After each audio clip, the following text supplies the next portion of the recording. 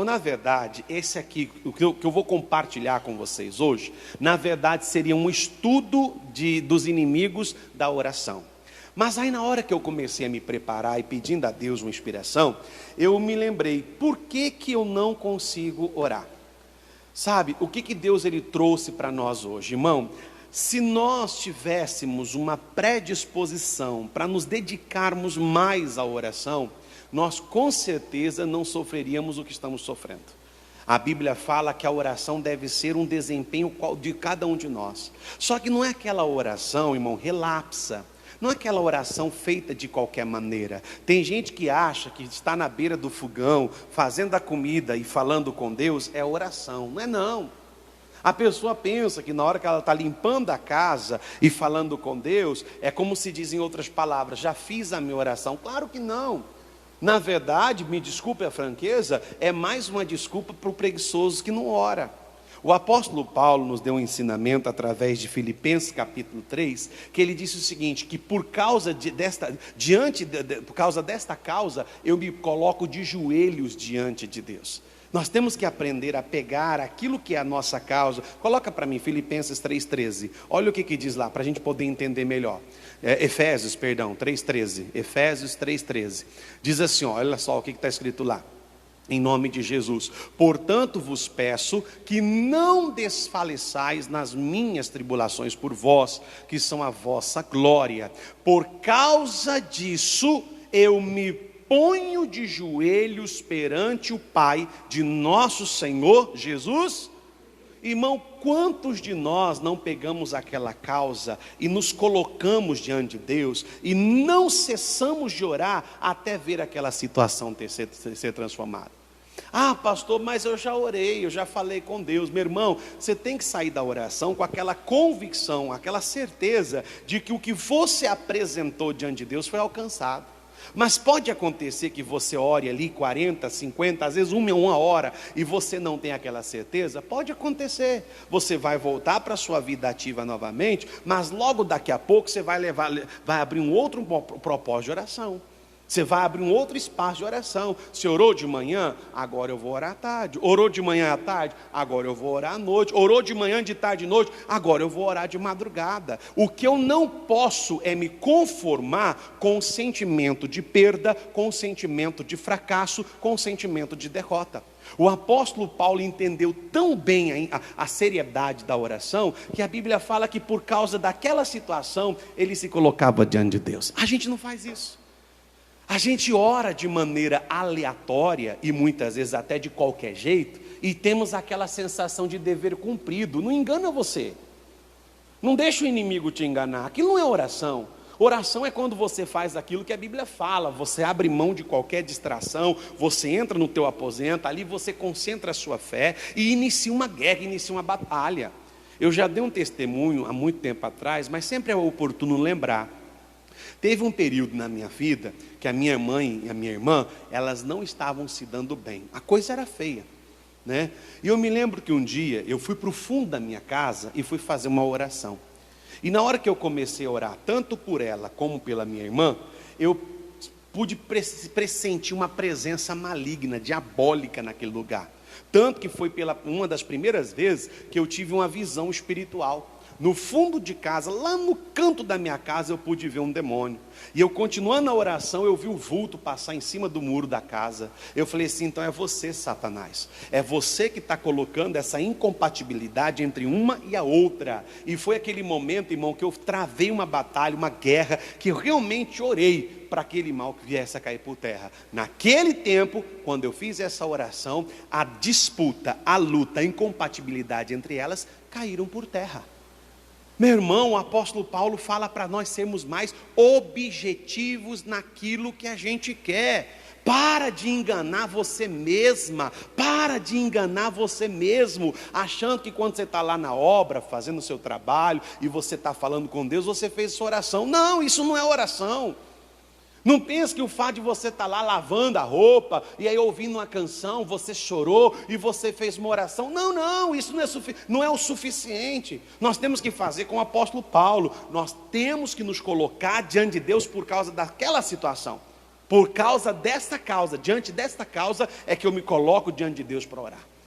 Se a gente não tiver essa predisposição para ter uma vida de oração mais ativa, a gente vai ver tudo passar diante dos nossos olhos, irmão.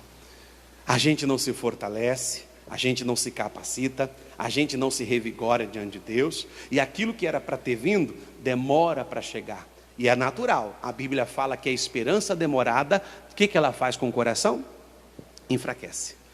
Por isso que às vezes você chega ao ponto de abrir mão, de desistir, de baixar a guarda, de não querer mais saber daquilo, de querer jogar tudo para o alto, achar que não tem como mudar. Claro, não tem uma vida de oração. Porque quando uma pessoa tem uma vida de oração específica dessa maneira, meu irmão, uma coisa ela coloca no coração: eu não vou retroceder e nem aceito que eles percam. O único que vai sair daqui é Satanás. Eu não vou deixar o diabo desorientar minha família. Eu não vou deixar o diabo destruir meu casamento. Eu não vou deixar, porque o demônio que destruiu o casamento hoje vai destruir qualquer outro casamento que você tiver um dia. Porque o problema não é o marido, o problema não é a esposa, o problema é o espírito imundo, que muitas vezes vem de uma maldição que foi lançada lá nos seus pais, lá nos seus avós, e não tendo quem repreenda, não tendo quem dá um basta naquilo, continua fazendo essa sucessão de destruição. Está na hora de despertar. Agora a pergunta é: por que eu não consigo orar? Aí nós vemos aqui nesse estudo algumas armas, algumas estratégias que Satanás usa justamente para nos impedir de orar. E a primeira nós já estamos vendo aí, cansaço antes e durante a nossa oração. Vamos ler de novo? O cansaço paralisante é o que te impede de orar sem cessar. Mas justamente na oração você pode dominar essa fadiga desnatural, pois a Bíblia diz: mas os que esperam no Senhor renovam as suas forças, faz forte ao cansado e multiplica as forças ao que não tem nenhum. Isaías 40, 31, 29. Atira-te na corrente da oração e ali encontrarás o verdadeiro quê, pessoal? Eu acredito que o diabo começa por aí. E você percebe que a lição nos ensina cansaço antes e durante a oração.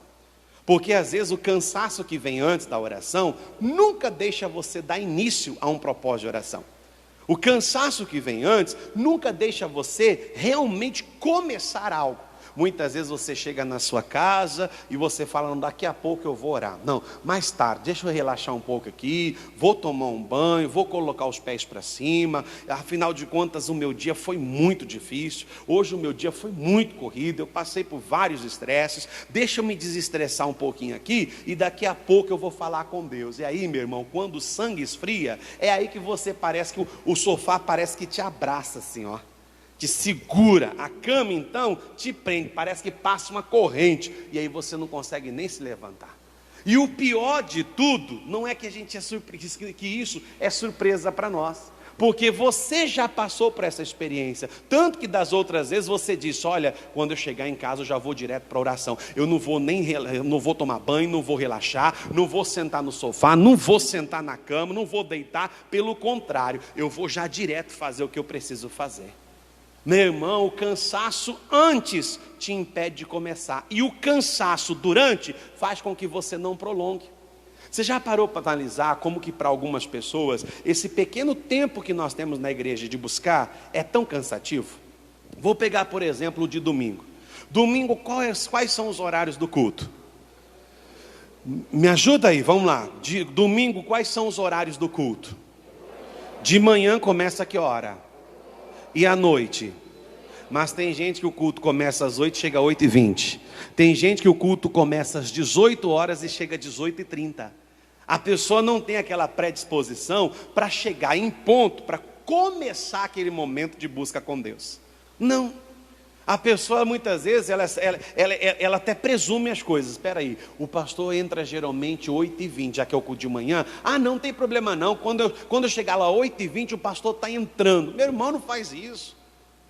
Não faça isso, você tá matando a sua vida espiritual. Ah, pastor, eu chego um pouquinho atrasado, porque eu sei que vai começar o louvor, tem a oração, tem um momento de louvor, tem um momento de busca, depois eu vou chegar. Não engane a você mesmo. Não engane a si próprio, porque se fosse 8 horas uma audiência, você não chegaria 8:02, você chegaria 7:50.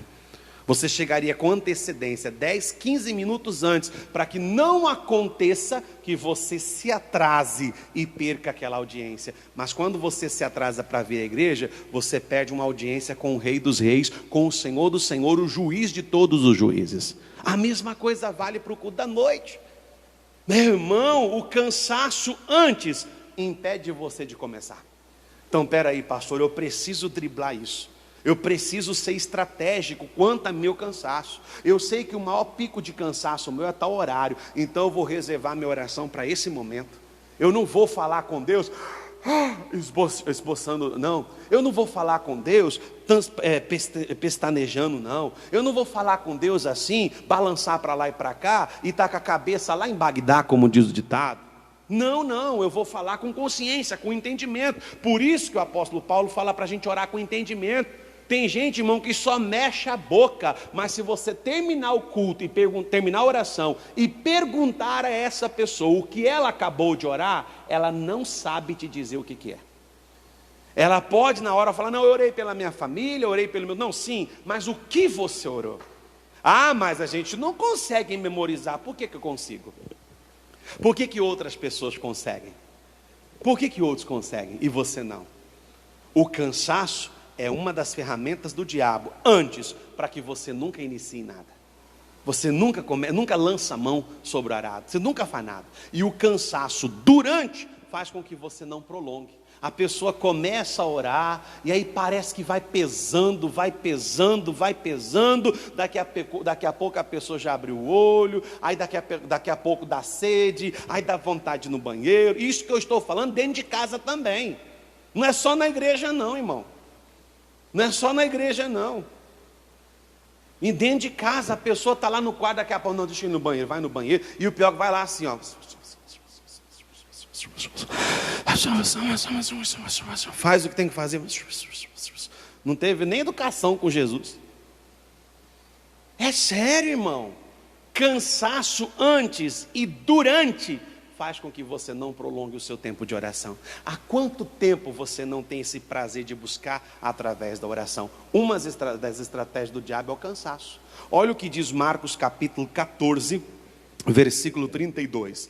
E foram, olha na tela, a um lugar chamado Getsemane, e disse aos seus discípulos: assentai-vos aqui, enquanto eu quê? Oro. E tomou consigo a Pedro, Tiago e João, e começou a ter pavor e a angustiar-se, e disse-lhe: a minha alma está profundamente o quê? Até a morte, ficai aqui e vigiai. Irmão, a Bíblia fala que o próprio Cristo, ele foi decidido a buscar a Deus. Sabe por que ele fez isso? Porque ele sabia o que estava para acontecer. Às vezes, irmão, Deus nos dá umas certas visões, não visões de você ver alguma coisa, mas Deus faz você presumir uma situação. Você olha e fala assim: meu Deus, se meu filho continuar dessa forma, pastor, a coisa vai terminar feia. Se o meu filho continuar com essas amizades, pastor, sinceramente, daqui a pouco é perigoso eu descobrir coisa que eu não vou gostar. E o que você está fazendo em relação a isso? Só está brigando? Só está chamando a atenção? A sua primeira luta deve ser travada com Deus, irmão. A sua primeira luta deve ser travada com Deus. Pastor, pelo andar da carruagem aqui na empresa, eu estou percebendo que a coisa não está indo bem, as vendas, elas não estão nada boas, né, pastor? Eu estou percebendo que daqui a pouco vai começar a passar a tramontina, né? Vai começar a fazer corte. E o meu setor, eu vou ser sincero, não é um dos fundamentais. É importante, mas não é fundamental. Ou seja, a empresa consegue sobreviver sem o meu setor. Então, peraí, Deus, eu não quero perder meu emprego. Eu não quero ser dispensado. Se o Senhor não me der uma porta aberta antes, então enquanto eu estiver aqui, esse setor vai funcionar em nome de Jesus. Não basta apenas você ficar ali presumindo, amedrontado. Não, pega aquilo e coloca diante de Deus. Levanta aquela causa diante do Pai. Pastor, meu marido está com um comportamento meio estranho, pastor. Não, mas é a situação, nos últimos dias, pastor, o que aconteceu, que veio sobre o mundo, mudou todo mundo está diferente, pastor, todo mundo está diferente. E aí você vai dando desculpa, ao invés de você começar uma batalha com Deus, ao invés de você começar uma guerra com Deus, ao invés de você começar a lutar não contra Deus, mas com Deus. Porque ao invés da pessoa lutar com Deus, chegar e falar: Deus, eu não aceito isso, eu não concordo, está amarrado, Deus entra com providência, manifesta teu poder, a pessoa luta contra Deus. Senhor, o que está acontecendo aqui? Por que está tudo isso acontecendo? Deus, eu não aguento mais essa rebordoada não aguento mais essa luta não, Senhor. Se for para continuar desse jeito, eu estou fora, Deus, eu estou fora. Não cai nessa besteira. Isso é prova de que você tem deixado os inimigos da oração prevalecer contra você. A Bíblia fala que Jesus começou a se apavorar, começou-se a encher-se de tristeza, e ao invés dele sair dali daquele jeito, a Bíblia fala que ele se pôs a orar. E na hora que ele orava, a tristeza e os sentimentos ruins aumentavam. E o que ele fez? Aumentou mais a sua intensidade de oração, a ponto dos seus suor se tornarem gotas de sangue. Mas ele não saiu dali sem a sensação de que alcançou o que ele queria. A gente almeja muito a nossa bênção, mas a gente se entrega facilmente. Para de colocar nas mãos das pessoas aquilo que cabe a você fazer. Pastor, mas meu marido não faz por onde, então faça você. Pastor, minha mulher não faz por onde, então faça você. Mas para de transferir responsabilidade. Entenda, você e ele estão no mesmo barco, seja o furo do lado dele, ou seja o furo do lado seu, os dois vão afundar. Os dois vão afundar. Não adianta ficar aquela gongorra. Agora alguém tem que abrir os olhos, alguém tem que ter entendimento da oração, alguém precisa se vestir da armadura de Deus para se manter na presença de Deus. O cansaço é uma dessas estratégias. E olha o que aconteceu logo a seguir. E tendo ido um pouco mais adiante, prostrou-se em terra e orou para que, se fosse possível, passasse dele aquela hora, aquela situação. E disse: Abba, Pai, todas as coisas te são possíveis, afasta de mim esse cálice. Não seja, porém, o que eu quero, mas o que tu... Sabia que quando você ora, você é uma forma de demonstrar que você quer que a vontade de Deus prevaleça? Preste bem atenção aqui. Se você ora, se você realmente ora, se você se coloca de joelhos perante aquela situação, então é uma prova viva de que você acredita na vontade de Deus. Agora, se você sequer fala com Deus, então o que está prevalecendo é a sua vontade, é o que você quer. Não, pastor, estou deixando mesmo. Se arrebentar, arrebentou. E aí é vida que segue. Mas será que você vai ter vida para seguir? Será que você vai ter vida para seguir? Será que vai ter? Meu irmão, quando eu oro, é uma forma de demonstrar: eu creio na sua vontade, eu sei que a sua vontade é soberana, e eu sei que o que é bom, o que é agradável e o que é perfeito virá sobre mim. Mas quando eu não oro, irmão, eu tomo as minhas decisões, e os homens só sabem fazer besteira. E quando eu digo homem, no sentido genérico, homem e mulher, fora da oração, fora da presença de Deus, só faz tolice. Fala o que não deve, pensa o que não deve, age o que não deve, muitas vezes semeia a contenda dentro da própria casa e por aí afora vai. E olha o que aconteceu, melhor ainda: e chegando, achou os seus discípulos dormindo, e disse a Pedro: Simão, dormes? Não podes vigiar o quê? Uma hora? Vigiai e orai, para que não entreis em... Irmão, Jesus disse: cara, povo, acorda! A tentação vem para fazer você desviar, a tentação vem para te derrubar, a tentação vem para te humilhar, e você não está se preparando contra ela. A tentação está aí, ó. Por que eu trouxe vocês para orar? Por que eu reuni vocês aqui para buscar a Deus? Porque eu sei o que vem pela frente, eu sei o que está prestes a acontecer. E olha, irmão, tem coisas que a gente não consegue lidar humanamente falando. Tem coisa que nós não temos psicológico preparado para isso. Tem coisas que emocionalmente a gente não está pronto. Tem coisas que nem fisicamente a gente aguenta. Por isso que Jesus chamou eles: vamos lá, vamos entrar na presença de Deus, vamos buscar a face do Pai, porque o tentador está vindo, o problema está vindo, a tempestade está vindo, o dia mau está vindo, a doença está vindo, a miséria está vindo, a dívida está vindo. E ela vem para destruir, ela vem para acabar, ela vem para acabar com tudo, para destruir tudo, para arrasar. Essa era a palavra que eu queria falar. E às vezes a gente não busca. Depois que a casa desaba, depois que o mundo desmorona, aí é a hora que a gente quer fazer alguma coisa, mas aí já é tarde demais. Porque aí pode ser que tem que acontecer aquilo que a Bíblia fala, que águas passadas não move o quê? Vai chorar pelo leite derramado? Eu já dei o exemplo. Hoje em dia a gente vê algumas mães que agem com filhos, eu não sei que atitude. E estou falando de filho pequeno. Às vezes você passa em grandes avenidas aqui, de Lucas, você vê criança, irmão, pequenininha na rua, na calçada. Às vezes a mãe está uns 2, 3 metros, irmão, da criança, e ela acha que vai chegar a tempo. Não, fica aqui, segura na mão da criança, mas não quero. Ou você vai ou você fica em casa, qual você quer? Agora, solto, você não vai andar não. Você vai andar na minha mão. Aí a pessoa solta, larga a criança é rápida, é ou não é? Aí vai para a rua, acontece um acidente, o cara não tem nada a ver, porque foi imprudência da mãe e responsabilidade dela, ou quem está com a criança. E aí uma pessoa que não tem nada a ver com a situação, vai ter que responder juridicamente por uma coisa que não é culpa dele. Aí a criança morre, aí a mãe vai para cima do motorista. Mas por que para cima do motorista? Quem deixou a criança solta foi você. Agora vai chorar pelo leite derramado? Seu filho não vai voltar a viver não. Tem coisa, irmãos, que se a gente não buscar Deus, se a gente não orar, se a gente não se consagrar, não colocar diante de Deus, depois que acontecer, só fica o lamento. Só fica o lamento, o desespero, a tristeza, a angústia e tantas outras coisas mais. O tentador está vindo, gente, ora, não pode. E na segunda vez, para resumir, a Bíblia fala que Jesus voltou novamente, foi lá orar. Quando ele encontrou os discípulos, os encontrou dormindo novamente, porque a Bíblia diz assim que os seus olhos eram pesados, eles estavam cansados. O cansaço não deixou os discípulos nem sequer começar a orar.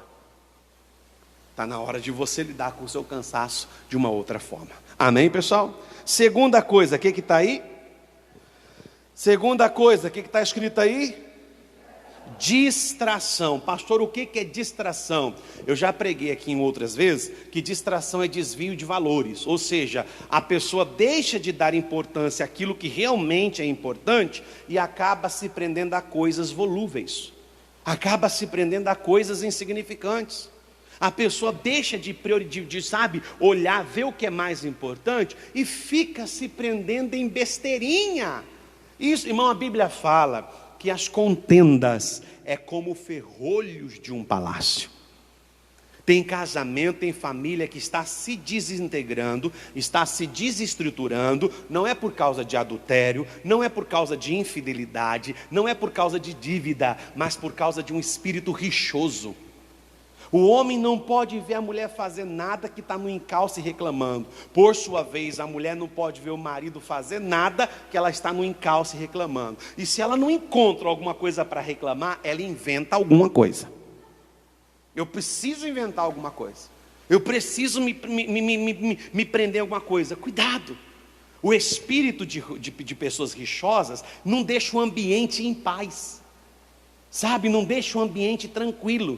Sabe quando está todo mundo feliz, conversando, sorrindo? Sempre tem um endemoniado para trazer um assunto que não tem nada a ver, que traz uma desordem, começa uma briga, e aí depois ainda se vitimiza dizendo, gente, para com isso, não é preciso, eu só estava brincando. Brincando não, você foi usado. Você deveria falar para essa pessoa, você foi usado. Estava todo mundo tranquilo, estava tudo em paz. Qual foi a utilidade de você trazer esse assunto aqui? Qual foi a necessidade? Nenhuma. A distração é você desviar do que desvio de valores. A pessoa deixa de se alegrar com o que tem que se alegrar e se entristece com o que não deveria. É como Deus já me usou para falar algumas vezes. Às vezes a pessoa se prende às poucas coisas que Deus ainda não fez e se esquece das muitas que Ele já realizou.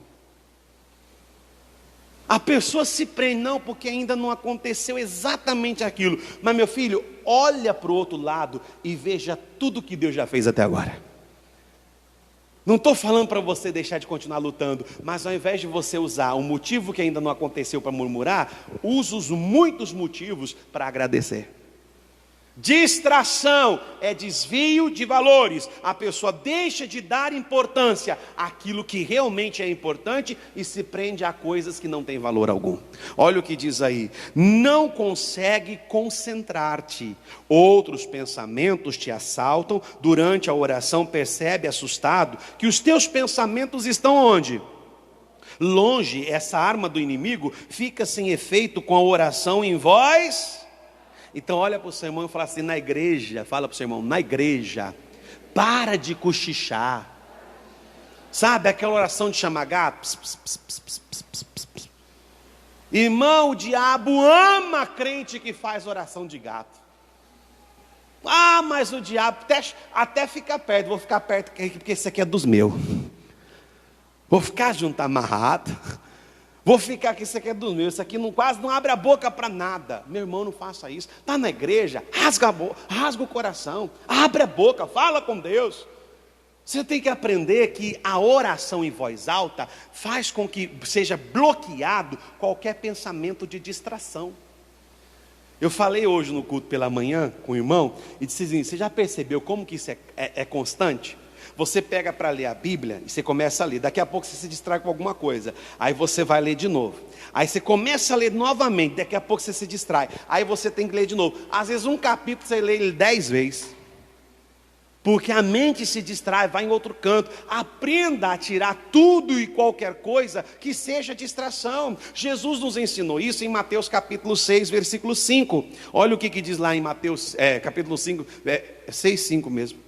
6,5, deixa eu ver. Só se for isso. E quando orares, não seja como pois se comprazem orar em pé nas sinagogas e às esquinas das ruas, para serem vistos pelos. Em verdade vos digo que já receberam o seu galardão. Continua. Mas tu, quando, o que você tem que fazer? Entra no teu aposento e faça mais o quê?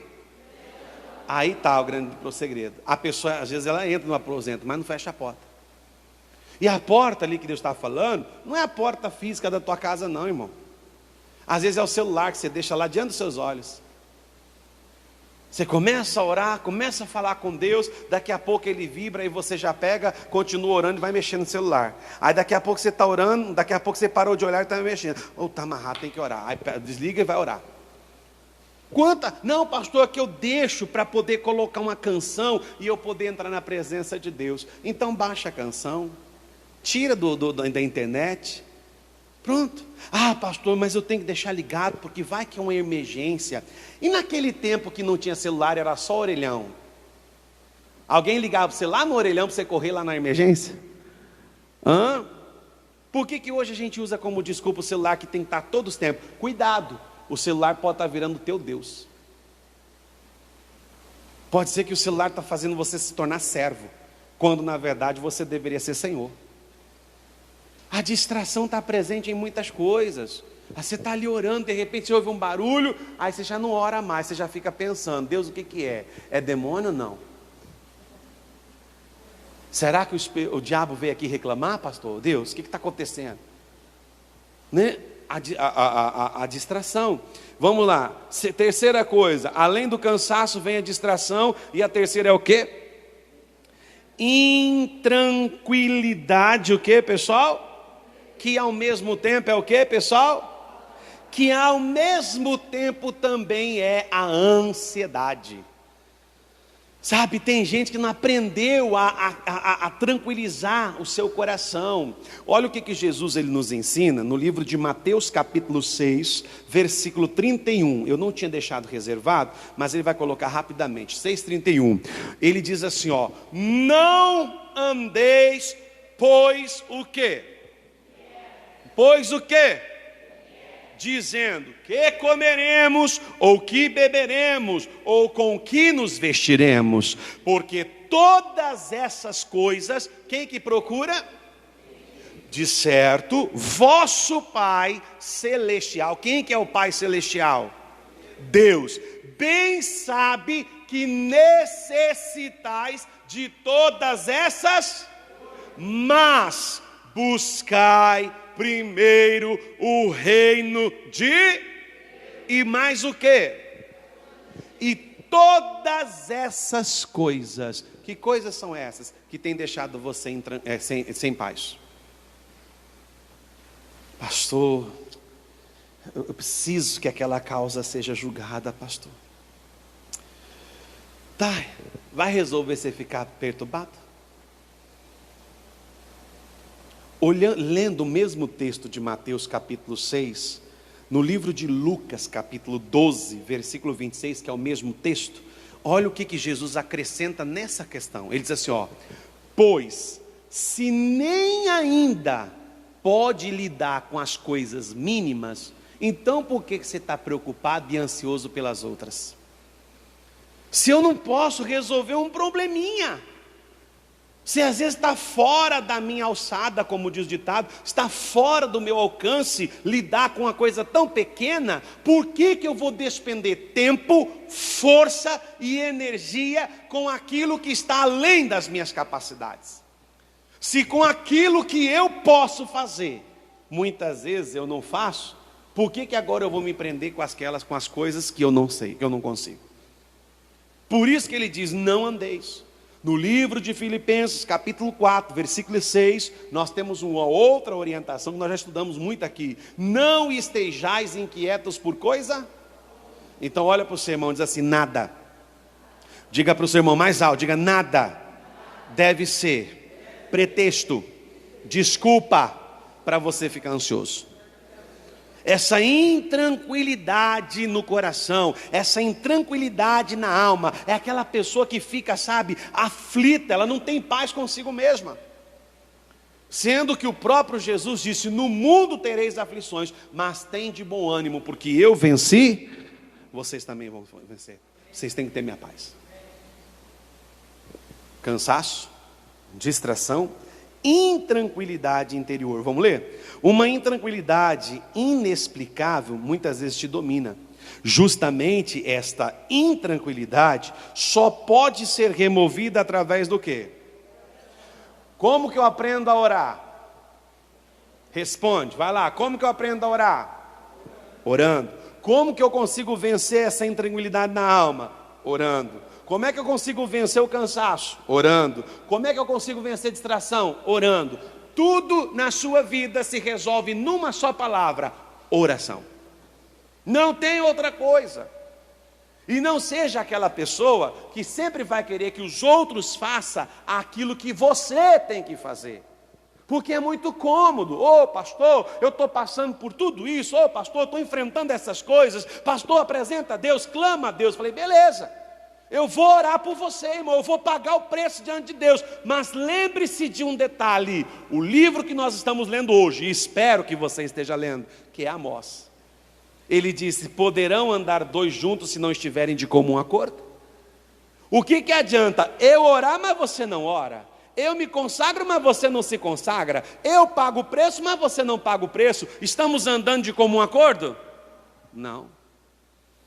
Não queira que os outros façam aquilo que você também tem que. É muito cômodo. É muito cômodo você pegar todo o dilema. Eu me lembro, eu contei para esse irmão de manhã, lá na cidade de Ariquemes, Rondônia. Foi na área do louvor, no ministério de louvor. Eu tinha recém-chegado, nós não tínhamos, e a igreja bem naquele tempo não tinha muita estrutura para quase coisa nada. E aí eu me lembro que eu cheguei lá, só eu e minha esposa, não tinha nada, irmão. A única coisa que tinha era um microfone de fio assim, ó. E aí eu falei assim, meu Deus, e agora? Aí eu vi tinha um teclado também, e aí lá que eu comecei a cantar, coragem para cantar. Aí eu peguei, procurei saber o que era sol, o que era dó, o que era ré. Aí eu vi uma música, e aí eu lá sozinho, primeiro fazia só cada... Não fazia um teclado não, só fazia a nota em cima assim, ó. Aí com o microfone numa mão, eu ficava e ia cantando no string, por isso que eu falo para eles o string. Aí eu cantava assim, ó, colocava só a nota assim, ó. Aí de repente surgiu a ideia, não, vou começar a cantar no playback. Aí fui para o playback. E aí na hora que algumas irmãs, quando eu cheguei já estava lá, viu aquilo, elas se reuniram, lembro como se fosse hoje a face delas. Elas, na beira do altar, igual eu estou aqui agora, falou, pastor, nós estamos vendo toda a luta que o senhor está enfrentando para poder desenvolver o culto, para fazer as reuniões. E é o seguinte, nós aqui nos reunimos, eram as 5, 6, e nós queremos compor o corpo do ministério de louvor, nós queremos ajudar o senhor no louvor. Como eu tinha recém-chegado, eu coloquei na minha cabeça, hoje não, e eu era bem jovem naquela época, eu falei assim, como que eu vou dizer não para essa pessoa? Como que eu vou falar, peraí, não é que eu vou dizer não, mas não é bem dessa forma.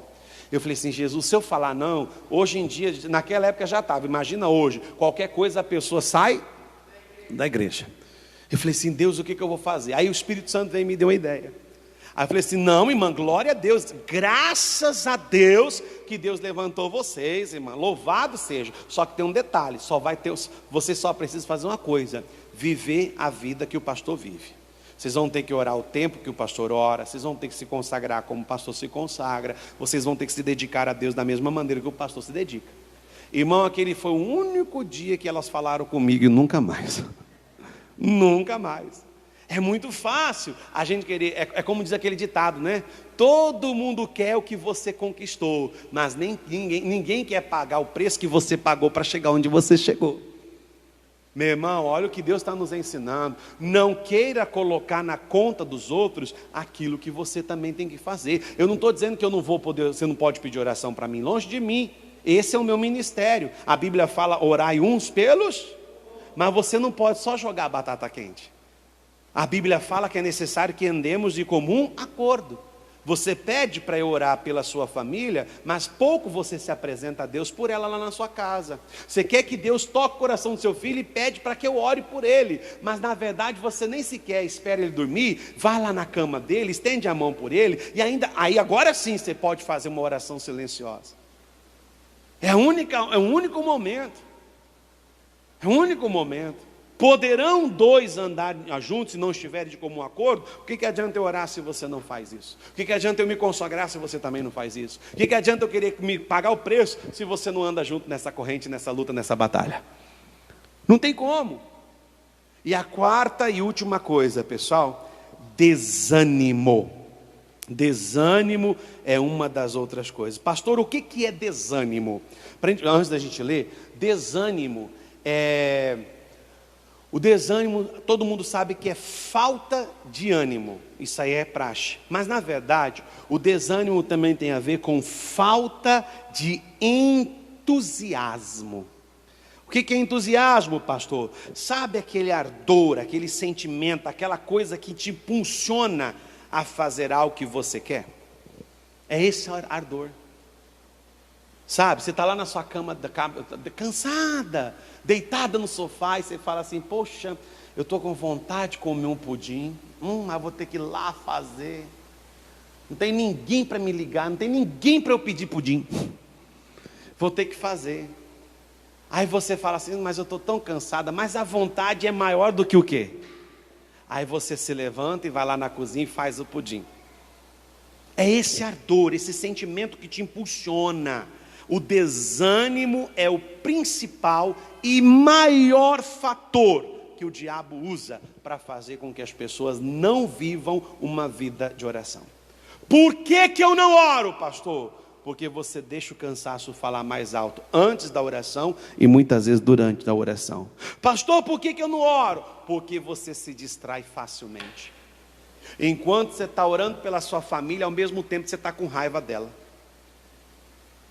Enquanto você está clamando a Deus pela sua vida, ao mesmo tempo você está revoltado com ela. Isso não está andando de comum acordo, é um reino dividido. É um reino dividido. Pastor, por que eu não consigo orar? Por causa dessa ansiedade que você deixou dominar a tua alma. Pastor, por que eu não oro? Porque o desânimo tem falado mais alto.